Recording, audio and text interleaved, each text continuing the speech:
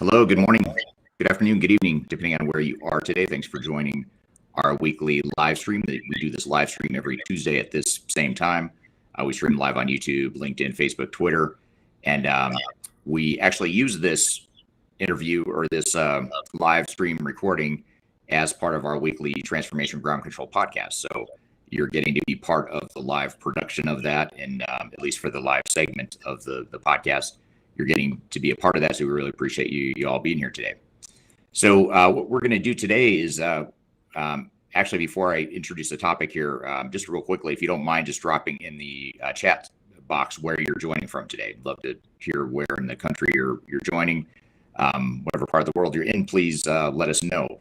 Usually we get a global audience, so it's always interesting to see and hear where people are from. So please drop that in the chat wherever you're watching here today.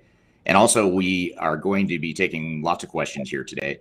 This is a Q&A session for Kyler and I, so feel free to drop any general questions you've got about digital transformation, or as we get into the discussion, if it triggers other questions or thoughts or comments, please chime in with comments along the way. We'd love to get your feedback and get you involved in the discussion here.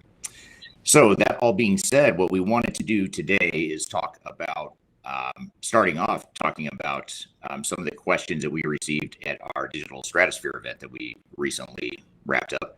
And we got a lot of questions we were able to answer and address during the event, but also a lot that we didn't have time to get to. So what we thought we'd do today with today's live stream is use this time to talk about just general Q&A about digital transformation, whatever questions the audience may have, whether it's stuff related to digital strategy and software selection or implementation or change management, process improvement, data migration, whatever the case may be. We'll try our best to answer general questions you have and hopefully open it up for a good discussion. So again, your comments are much appreciated, so please feel free to drop those in the chat as we go here. So to start then, Kyler, and for those of you that don't know Kyler is the co-host with me on my Transformation Ground Control podcast. She also hosts our Digital Stratosphere podcast, and she also is the facilitator of our Digital Stratosphere event that we hosted recently. And so to start, Kyler, what are some of the themes of questions, or what sorts of questions, or how would you summarize the sorts of questions that we got throughout the 3-day event recently? Yeah, absolutely. So we kicked off the event with a keynote from Eric that talked about digital transformation in the 2020s and kind of future trends. And I thought it might be interesting to not only get your feedback, Eric, but also our audience's feedback, because we got a lot of questions just about what is the definition of digital transformation. And I think that's a really interesting question, just because it's such a hot buzzword in the industry, that I thought it might be interesting to read some of our audience answers and then also your answer as well. So let's hear what you think digital transformation is, and if you can kind of unpack that very hot trend term for us. Yeah, it was a good question. We did get that several times, or different variations of that question during the event. And it's always interesting because we use that term so often and we almost take it for granted, or I take it for granted at times that people understand what that means. But it is such a broad and such a vague, nebulous term that it is worth unpacking a bit. But generally, the way I describe it in its simplest terms is digital transformation is the use of any sort of technology and process improvements to improve your business. And it's intentionally open-ended and non-technology specific, because some organizations might be looking for an ERP, enterprise-wide sort of technology. Others might be looking for Salesforce automation with CRM products or tools. Others might be looking at human capital management or supply chain management, or some combination of all the above, or other parts of the business. So it really is, looking at different types of technologies, and not just your sort of typical commercial off-the-shelf technologies, which is commonly where a lot of organizations gravitate toward. But there's also other stuff too. You've got robotics and robotic process automation and business intelligence and even custom developed solutions. I mean, there's a lot of different directions that you can go with digital transformation, which is part of what makes it so exciting and cool, but it's also can be very overwhelming to just figure out what direction do we do, assuming that we can't leverage every sort of technology that's out there, nor should we. So that, in its simplest terms, that's how I describe digital transformation. But again, also be curious to hear what the audience thinks as well. Yeah, actually, Dan on LinkedIn said, "What do you mean by transformation?" And if this word is not accurate, what would be a better term? Yeah, that's a good question because you know, I guess the first question you have to ask yourself is, is this really a true transformation, or is this more of a technical upgrade project? Or maybe even a better way to think about it is thinking of it on a spectrum. If you have sort of on one side of the spectrum is your simpler, not simple but simpler technology upgrades, more incremental improvements to your processes, incremental changes to people's jobs, and then you've got full blown business transformation, which typically is going to deliver potentially more business value, but it's also entailing more risk, more cost, more time to get there. And so I think more than anything, whether or not one answer or one extreme or somewhere in between is right or wrong for you is dependent on who you are as an organization and what you're trying to accomplish. For some organizations that are really trying to swing for the fences or really trying to take those quantum leap improvements to their businesses, it may make perfect sense to go with a full-blown digital transformation. For more risk-averse organizations that have already invested fairly heavily in technology over the years, maybe a more incremental approach is more appropriate. And most organizations fit somewhere in between. So I think that's more than anything, just getting alignment on what your goals and objectives of the transformation are with the overall goals and objectives of the business. That's probably the most important thing. Absolutely. And I know a lot of times the team here at Third Stage actually uses the term business transformation just to make sure that our client community is clear that it really needs to be a business strategic decision when you go through any sort of technology implementation, upgrade, organizational change type of strategies. So that I know that's a term that we use a lot.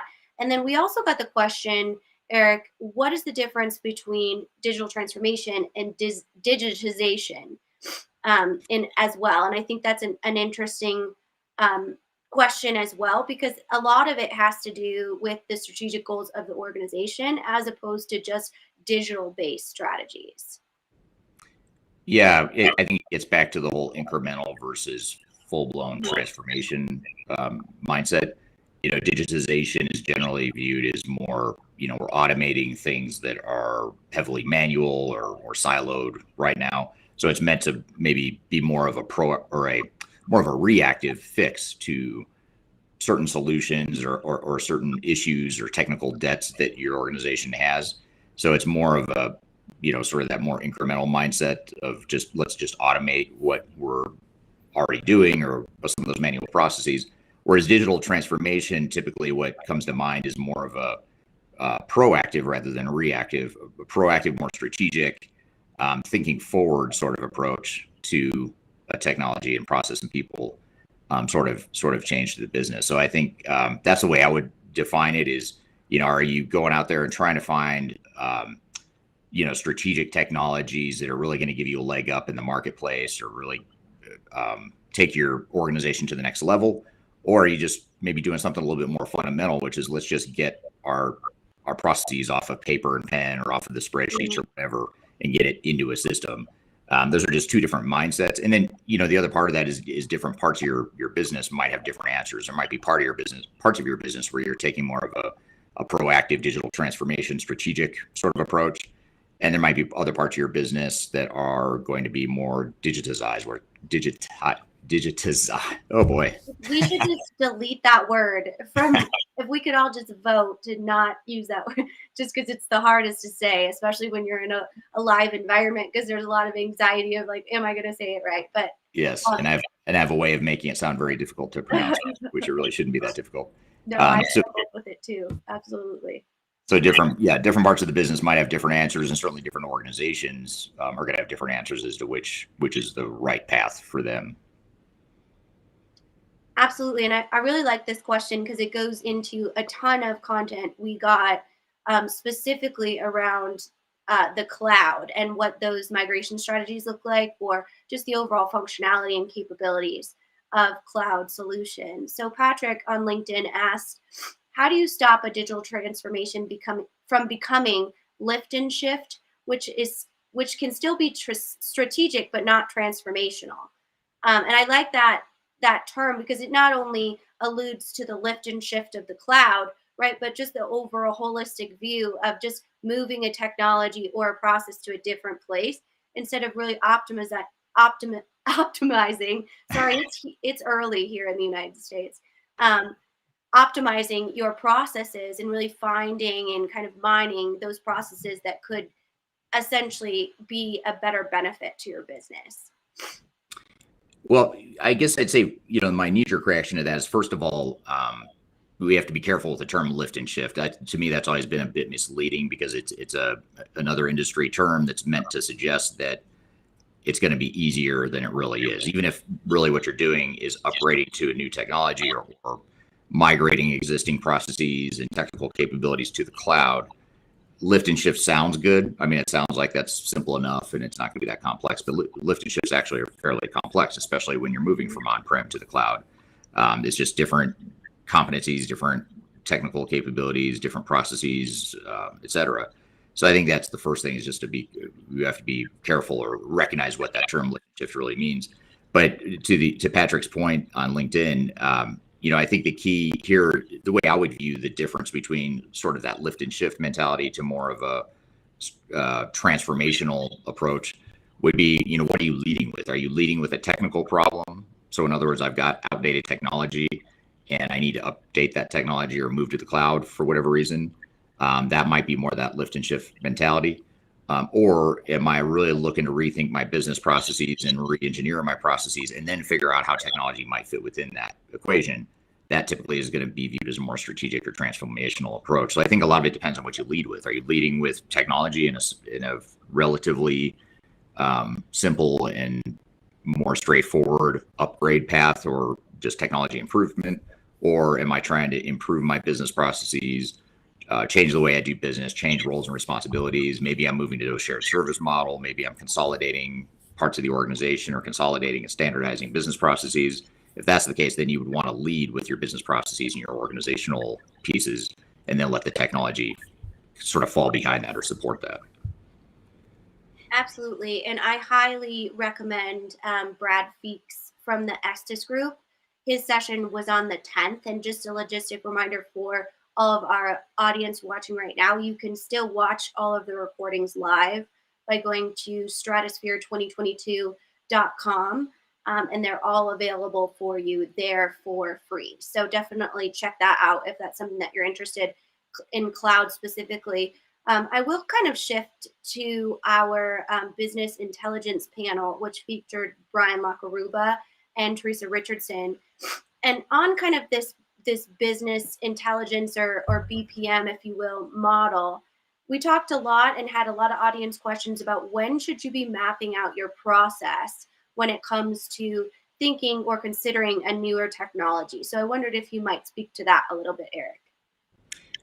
Yeah, so I think it's, first of all, important to recognize that it's an iterative process. The whole business process improvement or business process management work stream generally is going to be iterative. So generally you would start with sort of your macro processes and work your way down to eventually to where you're getting to the detailed transactional workflows in terms of what buttons you press, what screens you use, within the system or systems you might be using. So it is an iterative process, but generally when you're starting a project, whether it's during the software evaluation phase and or in the early stages of implementation, you want to have a clear vision of what you want your processes to be. And a lot of organizations make the mistake of just deferring to the technology because the technology has best practices or the technology has standard workflows. Mm-hmm. Well, the reality is today's technology is really flexible. The simplest workflows have multiple ways you can do things or set them up with basic configuration.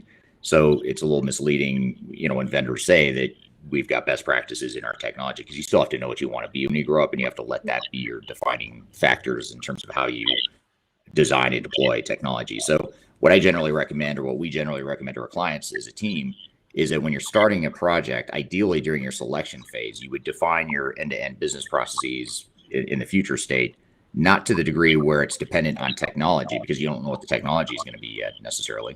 So we want to do it more from an agnostic, this is just how we need to run our business. This is how information needs to flow. This is what we expect people to do within the processes, and then translate that into business requirements that can then be used to evaluate technology and ultimately the requirements traceability that comes with that when you deploy the technology.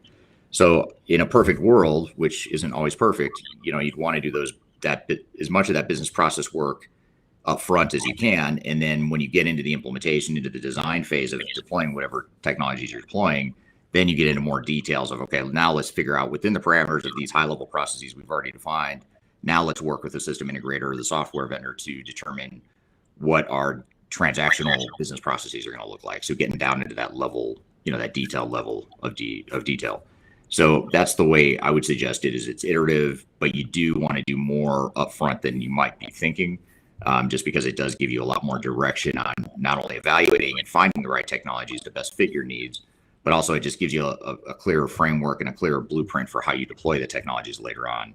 If you don't do that business process work up front, or at least a good chunk of that business process work up front, what ends up happening is you go to deploy the technology and you either pave the cow paths and just do things the way you've always done things because it's the path of least resistance, or the system integrator just decides for you how the software is going to be set up because you have no idea how you want the processes to look, and or you see that the project spirals out of control in terms of cost and time because you spend your time on the clock, while the meter's running on the project. You're trying to figure out what you want to be when you grow up, and that gets really expensive really fast, and that creates delays, it creates budget overruns and all that sort of thing. So for all those reasons, that's the case for why you want to define as much of those business processes as you can upfront. And what about establishing KPIs or business value? We had a lot of questions about, okay, so I know how to optimize my process. I've selected a technology that I feel like, matches those overall strategies.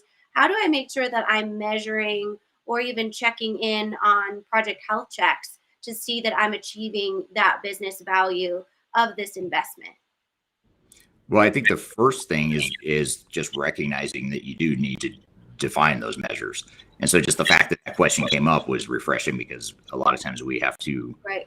sort of not force the issue, but you have to sort of educate clients and try to nudge them towards, maybe you should think about some metrics in terms of what's important to you and how you're going to gauge success with this project. What I'll say as a caveat before I answer the real question is that, which I'm really good at deflecting and answering what I want to answer first, then I'll answer your question. Go into politics. No, we don't talk about politics. Yeah, this is the non-political show, Right. for sure. But what I was going to say is that if now I totally forgot what we were talking about. What after all that, what was the question again? Business value. You're talking about business values. value, KPIs. Yeah. Mm-hmm. Yeah. So the trap that you have to watch, that we see a lot nowadays because of this sort of forced migration to the cloud, whether it's because it's opportunistic and you want to move to the cloud, or the vendor's forcing you to move to the cloud, which is the more common scenario. So you have a lot of these organizations that are sort of being forced into these upgrades of sorts. And a lot of times organizations and leadership and the project team sort of stop there and they say, that's our business case right there. The fact that we have to do something, we have to move to the cloud, or we have to upgrade our technology because it's being sunset, or, it's no longer being supported. That might be the reason why, the burning platform for change exists, but you need more than that. You need those metrics to define, something beyond just get off the old system. And it sounds real simple and basic, but so many organizations we work with come in with a mindset of, hey, we don't need a business case. We just need to upgrade our technology because we have no choice. If you don't have a business case, what ends up happening is you end up, first of all, not delivering the value you expect or that you would want.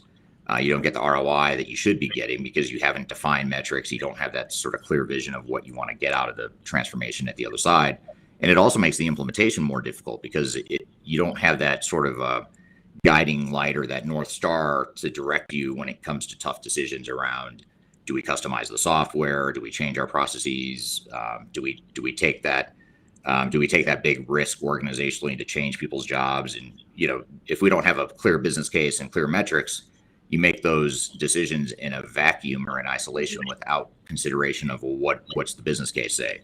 If the business case can justify customizing software, maybe you do it because you get so much business value out of it, even though it adds to the cost, it adds to the risk, but you can justify it with the business value because you've defined the metrics. If you don't have that, what ends up happening is you have no quantitative measures in place, and it ends up being very political. Speaking of politics, it becomes very political internally and or personal. And so it becomes more of a philosophical debate that oftentimes doesn't end well.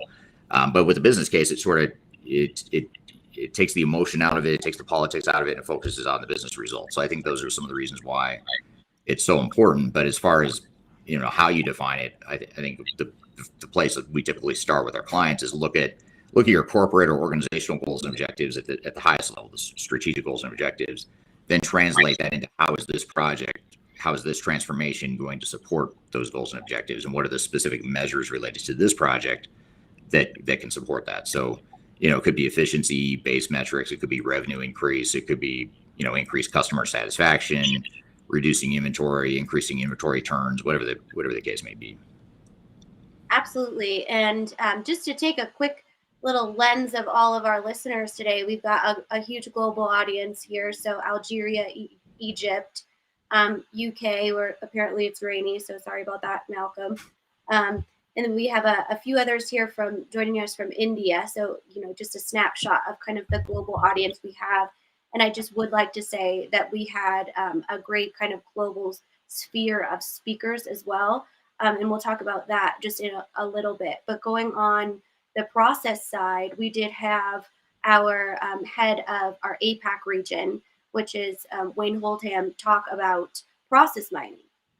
So he showed us kind of a glimpse into actually utilizing and leveraging technology to find out from your business where there's optimization opportunities. So if you are interested in that, I highly recommend his talk as well, especially for our APAC audience. So I want to address some of Dan's questions. Great questions over here, Dan. And I'm going to start with the organizational side. I thought it was very interesting that during a lot of our business process conversations, we had a lot of questions regarding emerging technologies, automations, predictive analytics, machine learning, and what the people side of that kind of looks like. So if you are considering integrating one of these new technologies, understanding how it's going to change the roles of the resources or people within your organization. And one of the questions that really stuck out to me was, what if their job is moving to kind of a harder job as opposed to something that they were used to doing? So I wondered if you might address that, because I don't know if I've ever heard you talk about that transition before. Yeah, it's a intuitive question. It's good perception on that, because it is true that we all would like to think that you deploy new technologies and process improvements and everyone's job gets easier, everyone loves it, everyone's happy, everything's great, or everything is awesome, as they say in the Lego movie that my kids used to love before they became teenagers. But the general idea here, though, is that you want to be, first of all, define what the impacts are to everyone's jobs, because there are going to be cases where it does improve a job, it makes their jobs and lives easier, but there are going to be some cases where it's going to make it more difficult. And the most common examples are cases where you are automating a process to the extent that now you're expecting people to enter data into a system, whereas maybe they didn't have to before. Maybe they just relied on pen and paper or Excel spreadsheet or what was in their heads or whatever. They had that tribal knowledge and that sort of thing. Now you're saying, hey, you need to capture this or conduct more business process workflows within a technology. So that can be perceived as a negative, because now you're giving me an extra step in my process. I used to be able to just think through in my head what I'm going to do next or whatever. But now you're telling me I've got to put it in this system, and that adds steps, it adds time or whatever. A common example where we see this more often than not is like in the sales group or customer service. A lot of times sales and customer service are impacted in that way, because now, in the spirit of capturing more data and being able to support analytics and big data and business intelligence and all that stuff, now you're expecting sales and customer service people to capture more information about their customers, let's say, as an example. Well, if I'm a salesperson, that's hard for me to adjust, because not only because I'm human and I just don't like change, but also because there's a perception that, well, I'm paid on commission, so you're asking me to do something administrative and you're adding to my overhead burden. It doesn't produce any extra commission for me. So that's where the resistance oftentimes comes from. So oftentimes what you have to do is first of all, define, if it's true, you don't want to make this up, but if there is a case to be made that actually you can sell more and here's how, with these new tools and these new processes, then that's the easy answer, because if you can make it about them and what's in it for me, that's always an easier sell. But that's not always the case. There are cases where, hey, this is just making your life more difficult, for whatever reason, for better, for worse. So then you have to sort of step back and paint the vision of why we're doing this. We're not doing this to make Kyler's job more difficult or because we want Kyler to be frustrated. We're doing it because we need to capture this information, and here's how we use it, and here's how it helps the organization overall. Usually you can find a way to trace that back to how it helps you as an individual too, which is ideal. Like I said, if you can trace it back to individuals rather than just the organization, that helps as well. So those are just some tips that come to mind as it relates to that. Absolutely. And our audience referenced over here kind of the why behind that, not only from the processes side, but also from the people side as well. And we had Teresa Richardson, one of our senior managers here, do a great presentation on organizational change management. And she brings an excellent perspective to the table because she is a process analyst. She actually does have kind of that data background, but also really understands the impact and the overall disruption that can happen to the business if organizational change is not considered. So speaking to that, we had a lot of people ask about the board of directors or the executive team and explaining the importance of investing in organizational change and really showcasing that. That can be a big barrier for a lot of project leads or sponsors that really have to say like, hey, we have to invest in these organizational change strategies or actually will very much impact our KPIs, whether that's user adoption or what we're looking at as far as business value. So I wondered if you could kind of reiterate how you might be able to do that and showcase that this is a hard science investment, not just, high fives and sunshine and rainbows, to steal Teresa's words. Yeah, I think that's well stated in terms of it. It isn't just sunshines and rainbows, and a lot of executives view it that way. Partially because the word itself or the term itself is so vague. I mean, organizational change management. If you stop to think about it, what does that really mean? And so that's part of why I think people struggle. So I think connecting the dots, to your point, connecting the dots between what we're doing in a transformation and how we get business value there's sort of a chasm there. You've got over here, you've got a project, you've got a transformation project that has the potential to deliver real business value and really transform and change the way we do business. Over here, you've got sort of the business value. These are the metrics or the things that we can achieve with that transformation. But it doesn't just happen because you did the project. Mm-hmm. You've got to connect the dots or sort of enable that with the change management. So it really is a way to bridge that chasm or that divide between, technology project over here, business value over here. It doesn't happen with the technology. It doesn't even happen with the business processes. Where it really happens is with the change management. So if you can quantify a business case and say, yeah, that's the potential, but that's if we invest in organizational change. If we don't invest in organizational change, it's okay to quantify that too. What does that look like in terms of lost business value? Mm-hmm. And or a lot of times what really gets executives' attention is operational disruption. Let's talk about what it means if we have a major operational disruption at the time of go live. How big of a deal is that to us? If we, let's just say we're a manufacturing or distribution organization and we can't ship product for 2 weeks or 6 weeks or whatever. What does that impact to our bottom line? And then you look at that and say, well, that's a likely scenario because we know from research and experience that over half of organizations experience some sort of major operational disruption at the time they go live with new technologies. Most executives don't like those odds. They don't like those 50-50 coin flip odds that, there's a 50-50 chance that we have some sort of major disruption and can't ship product and lose millions of dollars of customer orders. That's usually not acceptable to executive teams, or it should not be acceptable. And so that's the way you have to look at it is, quantifying it in that way and showing how the project itself needs to connect to the business value, and change management is typically the way to do that. Absolutely. And Eric gave a great keynote for our audience that will watch the replays on day 2, which was the 9th. He kicked it off with an executive summary of transformation best practices, and organizational change was actually the number one tactic that he had referenced at the end of his talk. So definitely take some tactics from Teresa and Eric as well. I want to shift a little bit to talk about just the technology piece of it. So we kind of covered a snapshot of the process, a snapshot of the people, and then just a reminder to our audience, pop any questions in your comment section, wherever you're watching, YouTube, LinkedIn, Facebook, we can see them all right here.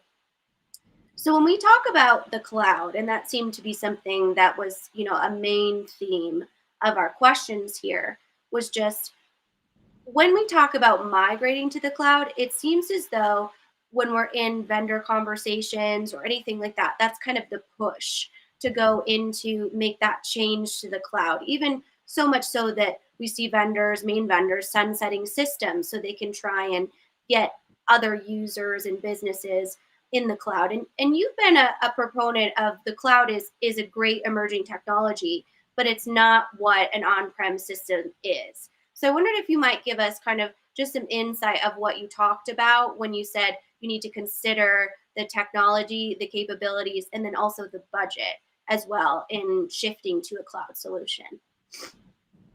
Yeah, I mean, I think cloud is obviously becoming more and more prevalent. More systems and vendors are making that shift to the cloud, and in many cases, they're limiting the on-premise options that are still available. And in more extreme cases, there's vendors that are pushing their legacy on-premise customers to shift to the cloud, or else they'll stop supporting those old Mhm. on-prem systems. So I guess the first thing I'd say that I know the industry doesn't always appreciate me saying, but being technology agnostic and independent and unaffiliated with vendors, I can say this, and that is that you have to look at your business needs and migrate to the cloud if and when it makes sense to you. You can't let software vendors determine that for you. And nothing, and when I say nothing, I think this is, I've never really thought this through until now, but I don't think there's anything that really irritates me more about the industry than this whole cloud migration thing. I mean, the way that vendors are stiff arming their customers into migrating to the cloud and overselling the capabilities of the cloud, it's super irritating, and it's really destructive and risky for organizations to be falling for that sales message, hook, line, and sinker. So you just have to step back and look at your business, forget the technology, forget what the vendors want you to do, forget what Gartner and Forrester are telling you should do in terms of, if you're not in the cloud, then you're going to be dead in 5 years or whatever. I'm exaggerating, but that's sort of the message you oftentimes hear from industry analysts too, who, by the way, are also paid by the software vendors to perpetuate the value of the cloud. So look around you and recognize you're getting biased information. It's a closed feedback loop between software vendors, system integrators, the industry analysts. They're all telling you the same thing, which is you got to move to the cloud. I would just ignore all that. That's just noise. What you have to focus on is your business and what your business value is, or your business or your value proposition, and how technology is going to help that.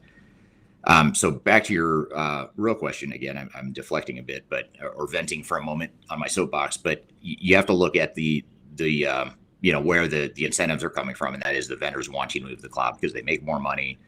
It's more profitable for them. Investors love it. Their stock price does better the more cloud revenue they have. So what you do then is you say, okay, let's just say you're going to move to the cloud. You recognize the value of it, and maybe the vendors are forcing you, and you feel like it's time to move to the cloud for whatever reason. Then you've got to look at, well, what am I really getting in the cloud? Because a lot of these legacy systems, especially the ones that were built on-prem, which most technologies that have been around for a while were built on-prem.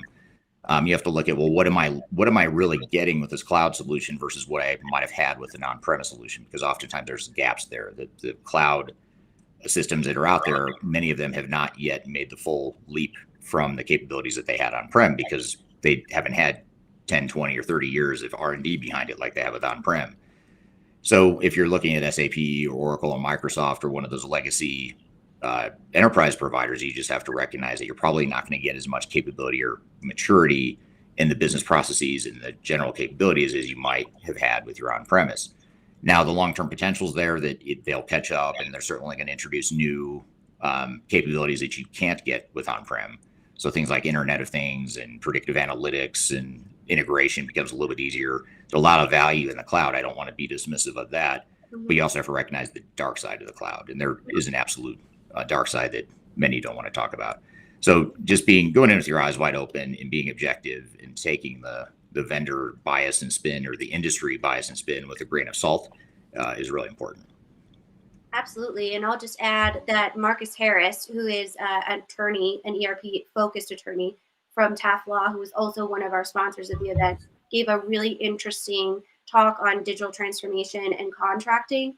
And he referenced the cloud multiple times, and just making sure that as a business, you're very clear in your contracting about not only your needs when it comes to software, but also the budgeting when it comes to cloud, because apparently in his and probably yours too, Eric, experience, it can kind of be sneaky in the contracting phase, that it's not clear as to what the business is spending. So he talked a lot about just really investing, or kind of arming yourself with the knowledge of what the cloud actually costs. And I think that's something you've kind of experienced too, right, Eric? Yeah, yeah. I mean, I know in the sessions, or one of the sessions that I presented at Stratosphere, um, one of the sessions had a question that came up about cloud. We were talking about this whole thread here that we're talking now, which is the cost benefit of cloud. And there was someone from a software vendor on there that was sort of chatting in the live chat. They're commenting on how, yeah, but you have to consider, it may cost you more because you have these ongoing perpetual subscriptions that never go away. By the way, on premise, you have one big capital cost outlay, but then you have sort of a lower ongoing maintenance cost. Whereas with SaaS or cloud solutions, you generally are going to have just an ongoing cost that never goes away and continues to escalate over time. So I was basically saying that after 5 to 7 years, that's generally sort of that break even, or that threshold where it starts to become more expensive for cloud, because it's a lot like leasing a car. That payment never goes away. Where if you had bought your car, it's more money up front, and yeah, you've got some additional maintenance you've got to do because the car is getting older or whatever.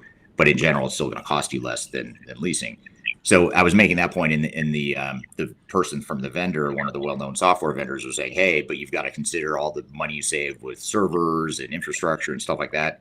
And that is true. You are saving some money there, but usually that's not even anywhere close to justifying the cost. Now, you might be able to justify the cost in other ways, but you can't go in expecting that you're going to save money on a cloud deployment, because I don't know. I mean, I've probably seen it at some point, so I don't want to say I've never seen it, but it's very rare, if I have seen it, where a company actually, at the end of the day, saved money because they went to the cloud. Usually they're paying more, but usually they can justify it with more business value. And they save some money, by not having the infrastructure and the servers and all that stuff. But think of how cheap servers are now. It doesn't cost you that much to build an infrastructure. It's complicated. It's annoying. Most organizations don't want to do it anymore, or a lot of them don't want to do it anymore. And they are moving away from that model. But that cost savings alone generally isn't enough to justify it. So you've got to have you've got to look at what the business value is. So I think that's an important consideration. Yeah, and to summarize, both you and Marcus, I don't think anyone is saying that the cloud is a bad option. It's just the awareness around what you need as a business, and making sure from a contractual and just over a strategic standpoint that you understand what that overall shift will mean for your business, and just understand the lag, right, between using an on-prem very mature system to moving to a cloud solution that might not be as mature at this point. As we all know, it takes time to build out those capabilities. Yeah. And then when it comes, I want to touch on just, I'm shifting a little bit here just because of our audience. We've got a lot of people joining from Africa. And I just want to touch on kind of the opening of the Third Stage Africa office, as well as the emerging technologies keynote that Clifford Martin did from our Africa office, who's based in Cape Town, and just talking about the challenges within that marketplace of finding resources. A lot of times we see in emerging markets, finding the right SIs, finding the right vendors, even the right consultants that are able to understand the complexities of newer markets that might not have things like a lot of connectivity. So I thought I might just ask for our viewers here if you could summarize some of the tactics that the Third Stage Africa team, as well as our global team, utilize in emerging markets to help find the right technology, and then also understand what that might mean from a resourcing standpoint.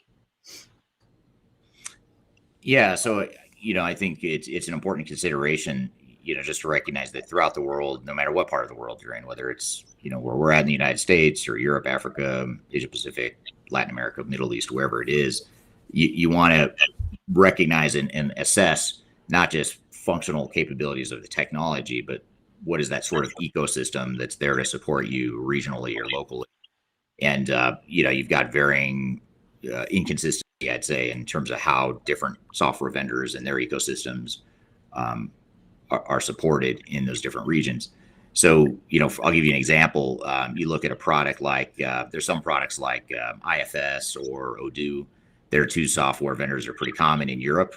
But when you get outside of Europe, in those two cases with IFS and Odoo, even in North America, you don't have as many resources available, and there's not as strong of an ecosystem built in North America and other parts of the world as you might see in Europe.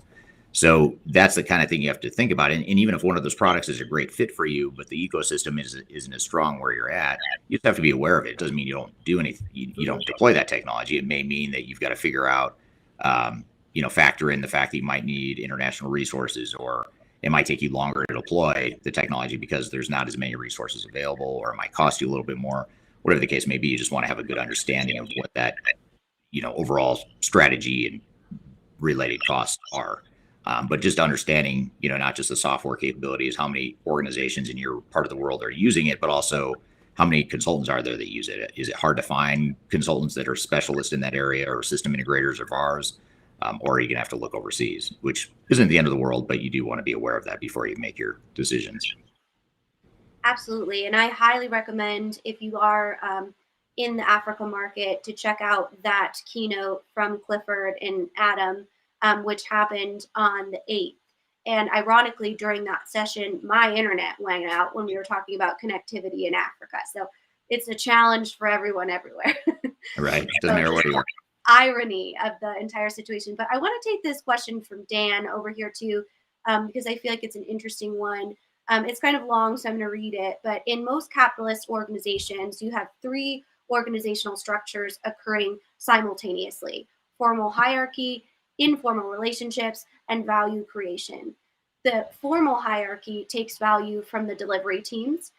The informal hierarchy provides the social glue enabling the organization. How do you reduce the formal hierarchy to allow the organization to maximize the realization of value? So really deep question here. I feel like Dan might be some sort of professor of some sort. Yeah, right. Yeah, I thought we had a genius IQ level I know, attendee policy here to make us look like we're not as smart. Right. But I just think that is a very interesting question, because, how do we kind of talked about the formal hierarchy, and sometimes they can be a huge barrier to digital transformation, when a lot of times we want to transition that to be more of an enabler, and maximize that realization of value. So I just thought we kind of speak to that for a minute. Yeah, I mean, it's an awesome question because, again, it's one of those questions where just the fact that the question is coming up is huge. I mean, the fact that someone's thinking about organizational design and how we structure our organization in the context of a discussion around digital transformation, it's almost counterintuitive. And a lot of organizations are like, I imagine there might be people on this listening to this discussion right now that are thinking, what does that have to do with digital transformation? Informal hierarchies, that has nothing to do with digital transformation. Well, actually, it does. To Dan's point, it has a lot to do with it, or it should have a lot to do with it. And whether you like it or not, it will have a lot to do with it. It's just a matter of whether or not you determine what impact it has on your business value creation or not. But I think the key here, I don't want to get into a whole lot of, generalizations about whether or not, highly structured and more formal organizations are better or worse than the more informal, less structured organizations. But to Dan's point, every organization has some formality, some informality, and then the value creation that comes with it as well. And so I think the key is, again, getting back to that future state, when you're defining your vision for the project, and even before you start implementing solutions, you want to be thinking about this question. I mean, this is the kind of question you want to ask before you get into the design and testing of technology. You want to be thinking about this stuff like in your evaluation, your strategy workshops or process, and or your implementation planning and readiness. Before the system integrator or the technical resources start building stuff, figure this out, because when you have to figure out that org structure and how people's jobs and roles and reporting relationships are all going to work together in conjunction with new processes and new technologies to create that business value.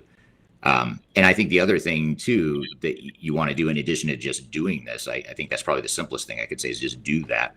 Everything that Dan just asked, even though it's a very important, broad question, and there's a lot of details within that. way you would do that, but you do want to just do it. I mean, or focus on it and get people's minds around this whole organizational design piece. So I think that's the probably the most important thing. Absolutely. Great question, Dan. And if you are a professor, just let me know because I like to guess people's jobs. That's my favorite thing to do on the live stream. But I will mention that when it comes to organizational design and kind of going through that, Teresa went through a lot of what those tactics are in her organizational change talk. We also had Jed Hafer, who's an emotional intelligence expert, on after my culture keynote. So that was kind of a nice packaging to be able to talk about formal hierarchy has a place, but also kind of the perspective of the employee.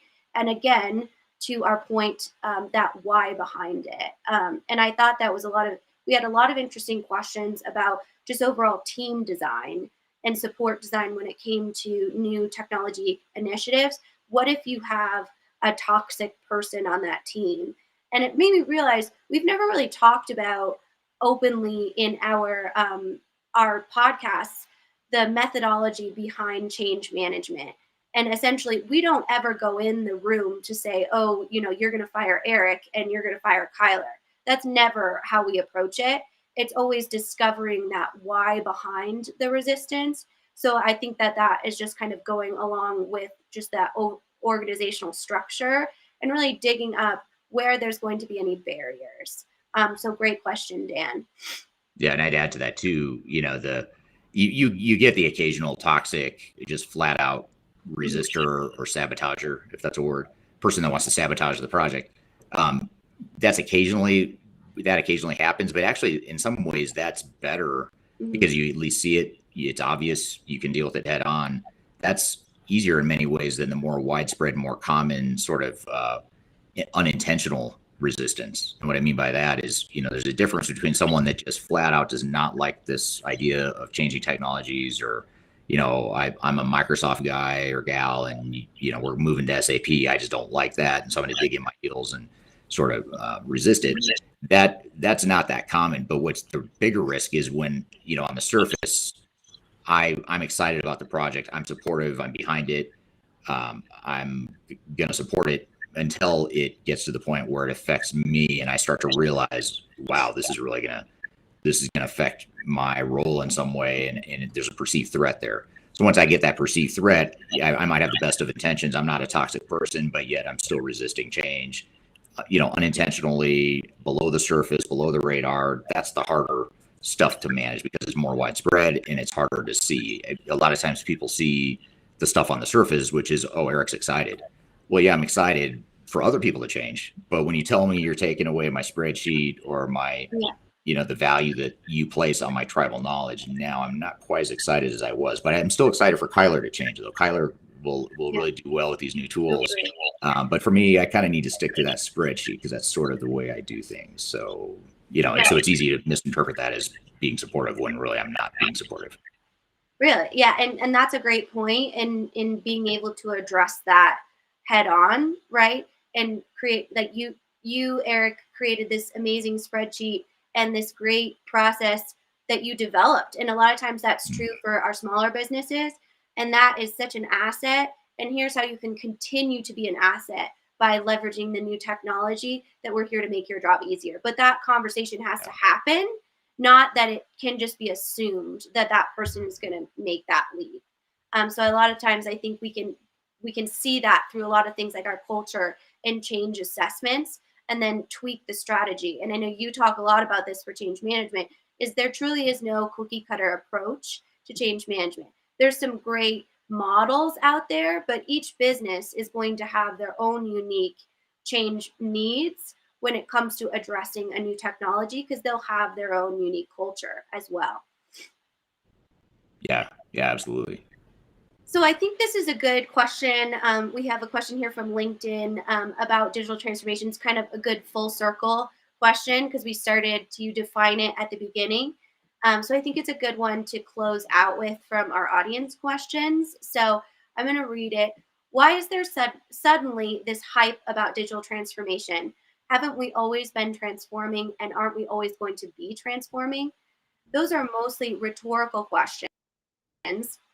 But how does it organization succeed with this digital improvement without getting caught up in the digital transformation hype and end up transforming for the sake of not being left behind instead of for really adding business value? Really good question. Yeah, it's an awesome question. It is a good way to bring it full circle back to the, what is digital transformation question that we started this segment with. But I'd say I totally agree with Farhad on LinkedIn who made that comment in question. I'd say that it is a good point that, there is all this hype around digital transformation, which is I use it all the time. I'm not a fan of buzzwords, but I'm just as guilty as anyone is using that term. That's an industry generated buzzword. That's, the meaning to an organization and how it fits to your organization. That's open to interpretation. So you're right in one hand that, there's nothing new here. The technology is all new. Yes, there's cool new capabilities that can be enabled with some of these new technologies. But at the end of the day, to Farhad's point, yes, we're just changing. We're just trying to improve. And as a successful organization, we have to be changing. We have to be improving and looking for ways to be better. And digital transformation is just one part of that. But I think, though, there's some really good underlying questions or points here within her general comments here, which is that you can't get caught up in the digital transformation hype. For example, we talked about cloud and how it's pretty mainstream now, but just because it's mainstream and just because everyone or just because a majority of organizations are starting to go that direction, doesn't mean it's right for you. It could mean that it's right for you, but maybe not. And that's the way you have to look at any sort of technology. When you think about artificial intelligence or machine learning or robotic process automation, whatever it is, cool stuff, be aware of it, educate yourself, but there's such a thing as bleeding edge. It might be too early for you to use some of these technologies realistically within your organization. It might be something you look at on the horizon, 5 years from now or 7 years from now. But there might be more fundamental, higher value things you could be doing right now. So you have to look at that whole equation, and it's also back to that whole business case and ROI and business metric discussion that we had earlier in the segment too. You have to know what those metrics are, where you expect to unlock and achieve the business value to know how technology can best help you get there. If you don't have those metrics and the business case is clearly defined, you're going to be a lot more likely or susceptible to fall into the trap of leverage or trying to leverage technology that isn't going to deliver value. It's just going to be a money pit, or it's going to overcomplicate your business without delivering the expectations. Yeah, and I think a lot of that comes from, maybe a new C-suite member that's a chief innovation officer that's talking about transformation and bringing in those experts that really can level set and almost navigate the conversation through the industry. We talk to people like Marcus Harris, who, is actually an ERP or software attorney. And then third stage obviously comes in and kind of says, yes, digital transformation is great, but let's really unpack like what exactly we're talking about as far as an organization and what that might mean. So great questions. And I want to thank all of our audience members. And just a reminder, we do this every Tuesday morning. So bring your questions. We always love to hear from you and address whatever conversations you're looking for as relevant content. And thank you, Eric, for joining us today for another Q&A. Even though you already did a Q&A. So, happy to do it. Right. So again, if you visit stratosphere2022.com, you can see all of the replays from our Stratosphere conference. It was a 3-day conference. It was jam-packed full of not only technology insights, but people and process as well. So I highly recommend it. It is completely free, and we'd love to hear your feedback as well. Yeah, it is a good event. A lot of diverse speakers there. You and I are on there. If you moderated the whole thing, so you're all over the place. You can't get rid of me. I was there the whole time. Exactly. Yeah. Right. I had a few sessions, and we had maybe a dozen other speakers or so throughout those 3 days. So really good stuff. So I encourage you to download or stream the event. You can watch whichever ones you want via recording just by registering at that website that Kyler mentioned. All right. Well, good deal. Well, thanks for having this discussion here with us. Thanks for all the great questions too. We came in with some questions from the actual event that we were planning to go through. We got through some of them, but thank you to the audience here live that asked all the great questions here. These were really good questions, and honestly, it forced my brain to fire up a little bit faster in the morning here in the U.S. than it normally does. So I appreciate that, because now my brain's in gear, and I don't need quite as much caffeine as I might otherwise. So thanks to everyone for offering these great questions here. So every Tuesday, you can find us next Tuesday, same time, same place, LinkedIn, YouTube, Twitter, Facebook. You could also find this interview and other interviews, other segments, and other content that we produce and release every Wednesday on the Transformation Ground Control podcast.